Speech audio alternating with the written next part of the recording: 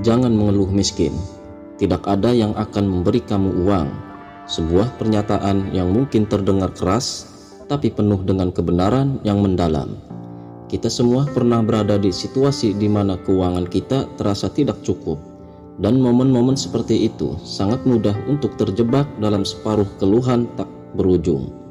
Tapi apa yang sebenarnya terjadi ketika kita mengeluh tentang kekurangan kita? Apakah itu membawa solusi?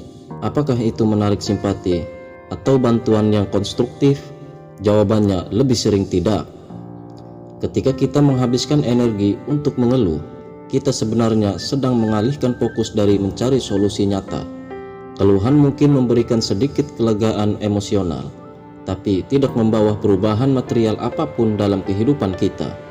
Sebaliknya, mari kita gunakan energi tersebut untuk mencari peluang.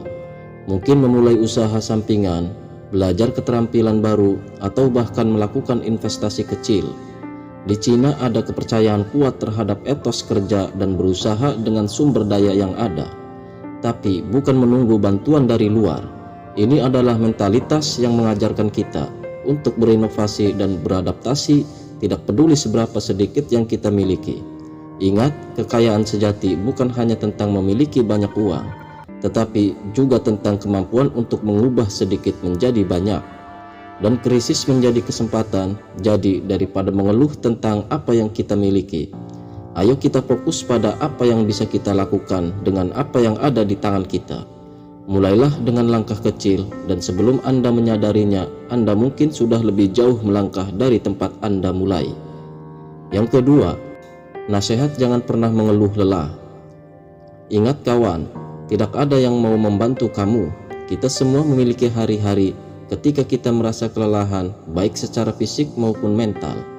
Dan memang mengakui kelelahan kita adalah penting. Namun, ada perbedaan besar antara mengakui kelelahan dan mengeluh tanpa henti tentangnya. Mengeluh tentang kelelahan seringkali tidak membawa perubahan yang kita harapkan. Sebaliknya, itu bisa menjauhkan orang dari kita, karena kebanyakan orang lebih tertarik untuk berada di sekitar energi positif dan solusi, tapi bukan keluhan. Jadi apa yang bisa kita lakukan? Pertama, penting untuk belajar mendengarkan tubuh kita. Kapan harus mendorong diri sendiri dan kapan harus beristirahat.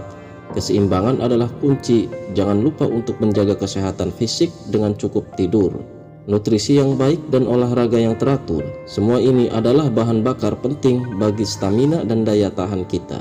Selain itu, cara kita berpikir tentang kelelahan juga dapat membuat perbedaan besar.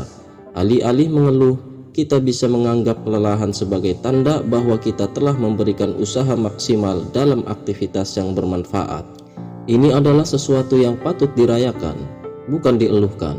Mari kita ganti keluhan dengan rasa syukur untuk kemampuan untuk bekerja keras, untuk peluang yang kita miliki, untuk membuat perbedaan, dan untuk setiap hari yang memberi kita kesempatan untuk belajar dari dan tumbuh. Ingat, setiap kali Anda merasa lelah, itu adalah kesempatan untuk menilai ulang dan memastikan bahwa Anda berinvestasi di tempat yang benar. Apakah itu kerja, hubungan, atau hobi Anda? Mari kita hadapi kelelahan tidak dengan keluhan, tetapi dengan menemukan cara untuk mengisi ulang dan memperbaharui komitmen pada tujuan hidup kita. Ingat, perjalanan menuju kekuatan dan kemandirian dimulai dengan suatu langkah kecil yang Anda ambil hari ini. Selamat berjuang dan selamat berkembang. Terima kasih.